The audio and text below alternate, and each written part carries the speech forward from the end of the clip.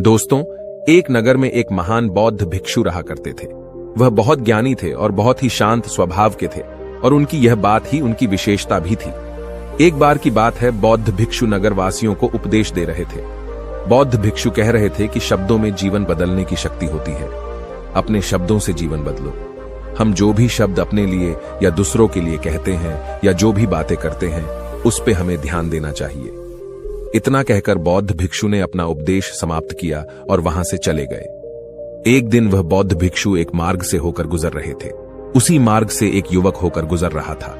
उस युवक ने जब उन बौद्ध भिक्षु को देखा तो वह जोर जोर से हंसने लगा और कहने लगा, अरे साधु महाराज, आप तो ढोंगी है। आपके उपदेशों में यह कहने से कि शब्दों में बड़ी ताकत है, आपकी बात सत्य नहीं हो जाएगी। ये सब सिर्फ बातें हैं। भला ऐसे कैसे हो सकता है कि शब्दों से हमारा जीवन बदल सकता है।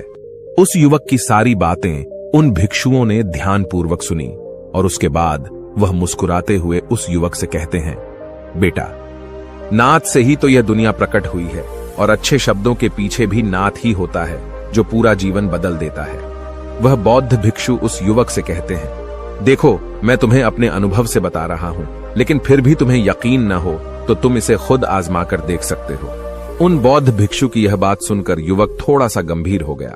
उसने काफी देर सोच विचार किया और उसके बाद उन बौद्ध भिक्षु से कहता है, हे गुरुवर, अगर ऐसी बात है तो आप मेरे साथ चलिए। मेरा छोटा भाई है जिसकी उम्र करीब 25 वर्ष है और उसे न जाने क्या हुआ है।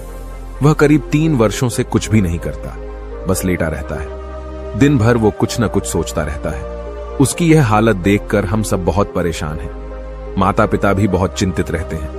हम सब ने कई तरीके अपनाए, कई योजनाएं अपनाई, लेकिन कुछ भी काम नहीं आया। हमने कई बार उससे बात करने तक की कोशिश की, लेकिन वह हमसे कुछ भी नहीं कहता। परिवार का हर एक सदस्य पूरी तरह से थक चुका है, हार चुका है। आखिर वह क्या करना चाहता है, किसी को कुछ नहीं पता। तो हमारे शब्दों से उसका जीवन क्यों नहीं बदला? और जैसा कि आप कह रहे हैं कि शब्द सचमुच जीवन बदल सकते हैं, तो क्या आप मेरी मदद करेंगे? इस पर बौद्ध भिक्षु मुस्कुराते हुए उस युवक के साथ चल पड़ते हैं।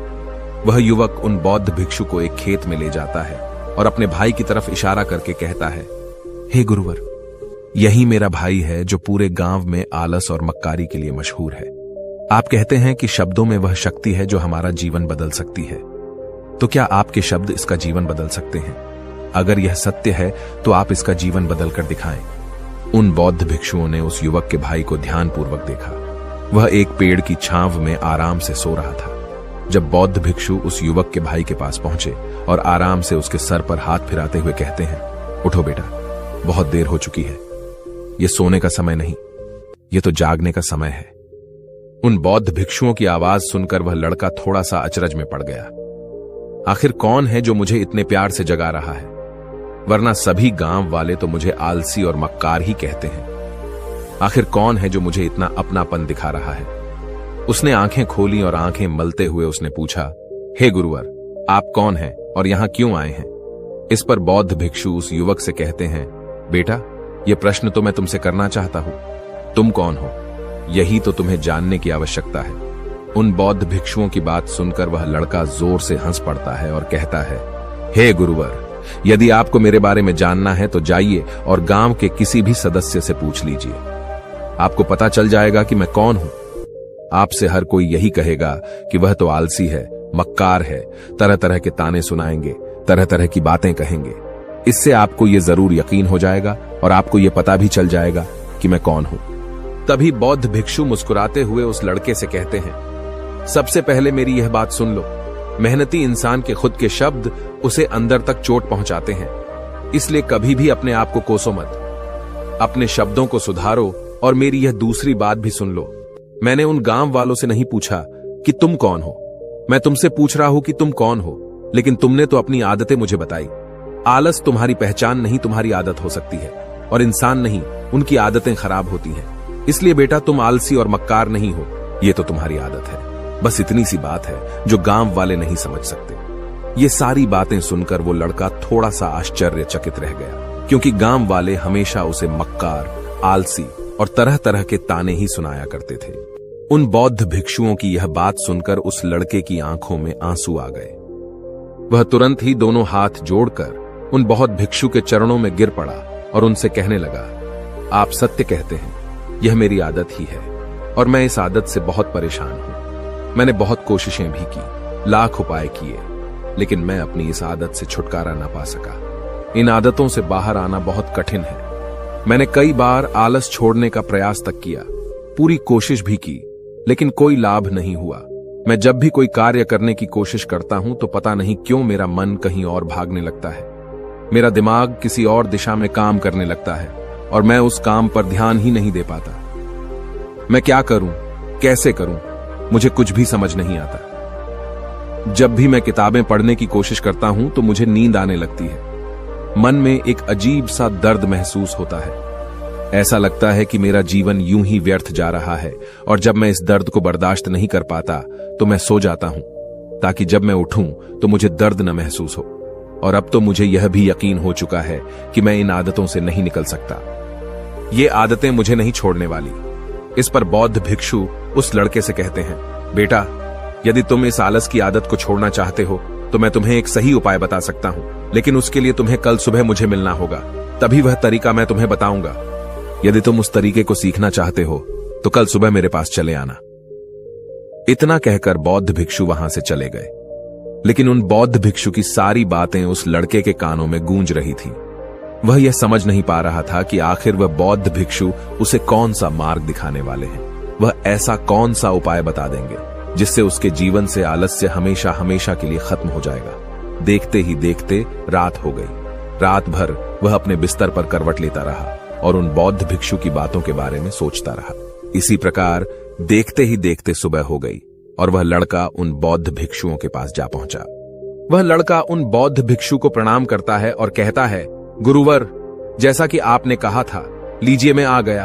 अब मुझे वह मार्ग बता दीजिए जिसे मैं अपने जीवन से इस आलस्य को निकाल सकता हूं। तभी बौद्ध भिक्षु उस लड़के से कहते हैं, बेटा, जब भी तुम्हारा मन दुविधा में हो, तुम निर्णय न ले पा रहे हो और तुम्हारे मन में तरह तरह के प्रश्न उठ रहे हो कि मैं क्या करूं, कैसे करूं, इस कार्य को पूर्ण कैसे करूं, यह सब कैसे होगा, तब तुम वास्तविकता में अपने अतीत से सोच रहे हो कि पिछली बार तुम्हारे ऐसा करने पर क्या हुआ, या अतीत में तुमसे लोगों ने क्या कहा था। तो आज से कभी भी अपने अतीत से नहीं, बल्कि भविष्य से सोचो। इस पर लड़का कहता है, भविष्य से, वह भला कैसे? तभी बौद्ध भिक्षु उस लड़के से कहते हैं, मान लो कि तुम्हें आज किसी भी चीज की कमी नहीं है।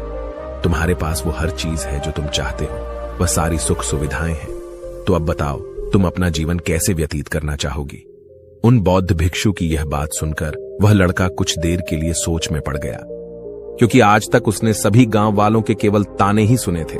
किसी ने भी आज तक उसके जीवन के बारे में उससे ऐसी बात नहीं की थी और वह गुरुवर उसे आने वाले भविष्य के बारे में उससे बातें कर रहे थे। उन बौद्ध भिक्षु की यह बात सुनकर वह लड़का खुद से प्रश्न करने लग गया कि अगर मेरे पास सब कुछ होगा, धन की कोई कमी नहीं होगी और सारी सुख सुविधाएं होंगी, तो मैं अपना जीवन कैसे व्यतीत करूंगा? कुछ देर सोच विचार करने के बाद वह उन बौद्ध भिक्षु से कहता है, गुरुवर, मैं यह दुनिया घूमना चाहूंगा, पहाड़ों पर चढ़ना चाहूंगा, समुद्र की रेत पर चलना चाहूंगा और मैं एक बहुत बड़ा व्यापारी बनना चाहूंगा। तभी अचानक उस लड़के का ध्यान टूट गया और वह उन बौद्ध भिक्षु से कहता है, परंतु हे गुरुवर, यह सब कैसे संभव होगा? केवल मेरी मात्र सोच लेने से तो यह सब पूरा नहीं होने वाला। उसके ऐसा कहते ही उसके अतीत में बीती हुई सारी घटनाएं उसकी आंखों के सामने से गुजरने लगी और वह एक बार फिर से निराश होने लगा। और अब वह यह सोचने लगा कि मेरे पास तो पैसे ही नहीं है, तो मैं भला व्यापार कैसे कर सकता हूं? न ही मेरे पास व्यापार का कोई अनुभव है। ऐसी स्थिति में मैं भला यहां से कैसे निकल सकता हूं? उस लड़के के इस प्रश्न का जवाब देते हुए वह बौद्ध भिक्षु उस लड़के से कहते हैं, भंते, हर रात में सोने से पहले तुम हर दिन अपना लक्ष्य एक कागज पर लिखो और सुबह उठकर सबसे पहले उस लक्ष्य को देखो और सोचो कि उस लक्ष्य को पाने के लिए तुम आज क्या कर सकते हो, और जो भी तुमने उस कागज पर लिखा होगा उस कार्य को उसी दिन पूरा करने की हर मुमकिन कोशिश करो। इस पर वह लड़का कहता है, ठीक है, आप सच कह रहे हैं, लेकिन जब मैं बहुत सोचने लगता हूं तो मेरा मन बेचैन होने लगता है और मन में तरह तरह के विचार उठने लगते हैं और इन विचारों को शांत करने के लिए मैं सो जाता हूं ताकि वह विचार मुझे परेशान न कर पाए। उस लड़के की इस समस्या का समाधान करते हुए वह बौद्ध भिक्षु उस लड़के से कहते हैं, बेटा, अंतर्मन की चाल को पकड़ो और शब्दों की मदद से नया भविष्य बनाओ। तभी लड़का कहता है, हे गुरुवर, आप क्या कहना चाहते हैं? मैं आपकी बात समझ नहीं पा रहा। इस पर बौद्ध भिक्षु मुस्कुराते हुए कहते हैं, बेटा, कैसे होगा? यह जो सवाल है, यह सवाल नहीं बल्कि एक डर है जो तुम्हारे अंतर्मन में बैठा हुआ है, जो तुम्हें अगला कदम लेने से रोक रहा है, तुम्हें कदम आगे बढ़ाने से रोक रहा है। यदि तुम वास्तविकता देखो तो किसी को भी नहीं पता होता कि वह कार्य कैसे होगा, लेकिन एक इंसान जब दृढ़ निश्चय कर लेता है तो वह अपने उद्देश्य को सामने रखकर लगातार प्रयास करता रहता है और वह अपनी सफलता प्राप्त कर ही लेता है। तभी वो लड़का उन बौद्ध भिक्षु से कहता है कि हे गुरुवर, अगर ऐसी बात है तो मन में बार बार चिंता क्यों होती है? मन बार बार बेचैन क्यों हो उठता है? इस पर बौद्ध भिक्षु कहते हैं, बेटा, क्योंकि तुम्हें डर है कि तुम कमजोर हो। तुम्हारे अंतर्मन में बैठा है कि तुम में कुछ कमी है, तुम किसी काम के नहीं हो, और यही कारण है कि तुम कोशिश करने से डरते हो, क्योंकि तुम्हारा अंतर्मन हमेशा तुम्हें रोकता रहता है। जब भी तो कोई कार्य शुरू करना चाहते हो, तुम्हारा मन तुमसे पहले कह देता है, इससे आगे मत बढ़ना, अन्यथा तुम हार जाओगे, और इसी कारण तुम्हें चिंता होने लगती है, तुम्हारा मन बेचैन होने लगता है। तभी वो लड़का कहता है, गुरुदेव, आपने जो कुछ भी कहा वो बिल्कुल सत्य है, लेकिन अब आप ही मुझे बताइए कि मैं इस परेशानी से बाहर कैसे निकलूं? इसका जवाब देते हुए वो बौद्ध भिक्षु उस लड़के से कहते हैं, बेटा, इस समस्या का समाधान बहुत ही आसान और सरल है। तुमने देखा होगा कि अक्सर ही हम अपने आप को दोष देते रहते हैं, अपने आप को तरह तरह के अपशब्द कहते रहते हैं जो हमारे अंतर्मन में जाकर बैठ जाते हैं और वही हमें आगे बढ़ने से रोकते हैं। और इन शब्दों का हम पर बहुत गहरा प्रभाव भी पड़ता है, क्योंकि जैसा हम खुद से कहते हैं, जैसा हम पूरी भावनाओं के साथ सोचते हैं, हम वैसा ही बनते चले जाते हैं। इसलिए यदि तुम खुद को बदलना चाहते हो तो कि तुम भी काबिल बन सको, तो तुम्हें अपने अंतर्मन को नए संदेश देने की जरूरत है, जैसे कि मेरे शरीर का हर एक कण, हर एक हिस्सा, हर एक विचार शांति और ऊर्जा से भरा हुआ है। मैं दृढ़ संकल्प और आत्मविश्वास के साथ हर दिन के लक्ष्यों को पूरा करता हूं। मैं अपने कमजोरी को अभ्यास में बदलता हूं, चिंता को ध्यान में बदलता हूं। मैं उत्साह और ऊर्जा से भरा हुआ हूं, लगातार अपने लक्ष्यों पर काम करता हूं। ऐसे शब्द जब तुम खुद से कहोगे तो तुम शक्तिशाली महसूस करने लगोगे और तुम्हारी सारी चिंताएं खत्म होने लगेंगी, क्योंकि यही शब्दों की ताकत है। वह तुम वही बना देंगे जो तुम खुद से कहोगे। तुम जितनी भावना के साथ यह वाक्य बोलते हो, उसे महसूस करते हो, उतनी ही भावनाओं से यह शब्द तुम पर असर करना शुरू कर देंगे। धीरे धीरे यह शब्द तुम्हारे मन और व्यक्तित्व की सोच का हिस्सा बन जाएंगे। लेकिन मेरी एक बात याद रखना कि तुम्हारा अंतर्मन इतनी आसानी से हार नहीं मानने वाला। जब तुम आगे बढ़ोगे तो मौका मिलते ही वह तुम्हें पीछे खींचेगा। तुम्हारे अतीत के बीते हुए सारे कड़वे अनुभव तुम्हें याद दिलाएगा, ताकि तुम डर जाओ और एक बार फिर से अपने लक्ष्य का पीछा करना छोड़ दो। लेकिन तुम्हें इसकी चिंता नहीं करनी है। उन सकारात्मक शब्दों के कारण तुम्हारा मन सकारात्मक विचारों को स्वीकार करने लगेगा। आगे वह बौद्ध भिक्षु उस लड़के को चेतावनी देते हुए कहते हैं, मेरी एक बात और याद रखना कि तुम्हारा ध्यान आलस्य पर नहीं होना चाहिए, अर्थात तुम्हें कभी आलस नहीं मिटाना, बल्कि तुम्हें एक नए भविष्य का निर्माण करना है, एक नए व्यक्तित्व का निर्माण करना है। तुम्हारा पूरा ध्यान केवल इस पर ही होना चाहिए। उन बौद्ध भिक्षुओं की बात सुनकर लड़का कहता है, ठीक है गुरुवर, आप जैसा कहते हैं मैं वैसा ही करूंगा। तभी वह बौद्ध भिक्षु उस लड़के से कहते हैं, बेटा, अभी तो मैं इस गांव से जा रहा हूं, लेकिन कुछ सालों के बाद मैं वापस आऊंगा। इतना कहकर बौद्ध भिक्षु वहां से चले गए और वह लड़का अपने घर लौट गया। लेकिन अब उस लड़के के मन में तरह तरह के विचार चल रहे थे। वह लड़का यह सोच रहा था कि अगर मैं अपनी मनपसंद जिंदगी जीने लगूंगा, अगर मैं दुनिया घूमने लगा, नए लोगों से मिलने लगा और अपनी पसंद का काम करने लगा, तो मेरी जिंदगी कैसी होगी। उस बात को ध्यान करके उसने एक कागज पर अपना लक्ष्य लिखा और लिखकर सो गया। अगली सुबह जब उसकी आंखें खुली तो उसने उस पेपर पर लिखा हुआ लक्ष्य एक बार दोहराया। उसके बाद वह कुछ देर के लिए शांत हो गया। तभी उसे उन बौद्ध भिक्षु की बात याद आई कि तुम अपने लक्ष्य के लिए आज क्या कर सकते हो। उसने खुद से सवाल किया कि मैं आज अपने इस लक्ष्य को प्राप्त करने के लिए क्या कर सकता हूं। तभी उसे एक बार फिर से उस पेपर की तरफ ध्यान दिया। उस पेपर पर लिखा था कि मैं बाजार जाता हूँ और लोग व्यापार करने की कौन सी चीजें, कौन से सामान लेकर आते हैं। मैं उन चीजों को देखता, उन चीजों को पता करता। वो पढ़ने के बाद तुरंत ही बाजार चला गया। वह अलग अलग दुकानों पर बैठा उन्हें देखा, लेकिन उसे कुछ समझ नहीं आ रहा था, क्योंकि लोग अलग अलग व्यापार कर रहे थे, अलग अलग तरह की चीजें और सामान ले रहे थे, और किसी ने उसकी कोई मदद नहीं की। वह बहुत उदास हो गया और निराश होकर वापस घर लौट आया। तभी उस लड़के को उन बौद्ध भिक्षु की एक और बात याद आई। शब्दों में बहुत ताकत है और शब्द हमारा जीवन बदल सकते हैं। उसे वह सकारात्मक विचार याद आए। वह उन्हें सुबह शाम दोहराने लगा और अब से वह हर दिन ऐसा ही करता। देखते ही देखते 1 महीना बीत चुका था, लेकिन अब तक उसके जीवन में कोई बदलाव नहीं आया था। अब वह लड़का यह सोचकर निराश होने लगा था कि उसके जीवन में तो कुछ भी परिवर्तन नहीं हो रहा। लेकिन 1 महीने के बाद उसे महसूस हो रहा था कि वह पहले से अच्छा महसूस कर रहा है। उसका दिमाग अब अच्छी तरह से सोच पा रहा है। वह पहले से ज्यादा चलने फिरने लगा है। धीरे धीरे उसे समझ में आने लगा कि जो लोग आगे बढ़ते हैं, महान काम करते हैं, उनकी सोच में कितना अंतर होता है। वे लोग हमेशा शक्तिशाली विचार सोचते हैं। दूसरों की छोटी सोच और डर से वह कभी प्रभावित नहीं होते।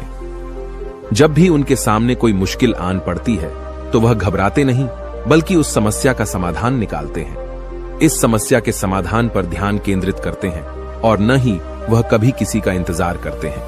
वह केवल खुद पर विश्वास करते हैं और तुरंत ही कदम आगे बढ़ाते। जब उस लड़के को ये सारी बातें समझ में आने लगीं, तो उसने भी धीरे धीरे अपने कदम आगे बढ़ाने शुरू किए। उसने बिल्कुल वैसा ही व्यवहार करना शुरू किया।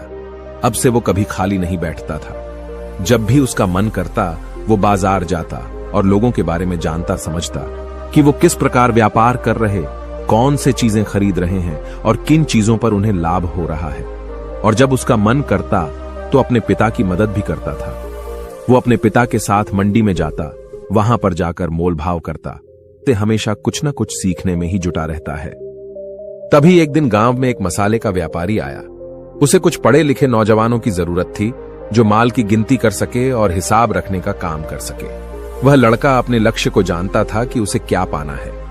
उसे समझ में आ गया था कि इस काम से उसे बहुत कुछ सीखने को मिलेगा। बेहिचक उस सेठ के पास पहुंच गया। वह जानता था कि उसे उस काम के बहुत कम पैसे मिलेंगे, लेकिन फिर भी वह उस काम को करने के लिए तैयार था। अब उस लड़के की सोच पूरी तरह से बदल चुकी थी। अब वह बाकी लोगों की तरह नहीं सोचता था। बहुत ईमानदार और समझदारी से काम करता था। देखते ही देखते करीब 3 महीने बीत गए और अब व्यापारी यह समझ चुका था कि नौजवान बहुत ही समझदार है और वह उसे व्यापार में बहुत मदद करता है।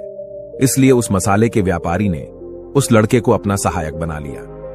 उस व्यापारी ने देखा कि इस लड़के की दिनचर्या सबसे अलग है।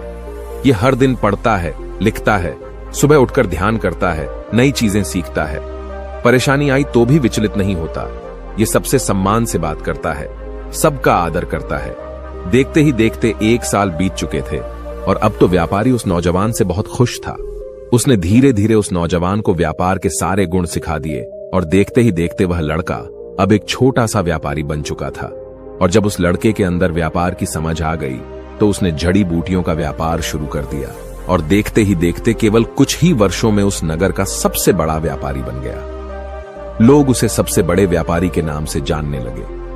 उसकी नाम दूर दूर तक फैलने लगा। करीब 5 वर्षों बाद जब वह वापस अपने घर लौटा तो लोग बहुत हैरान थे।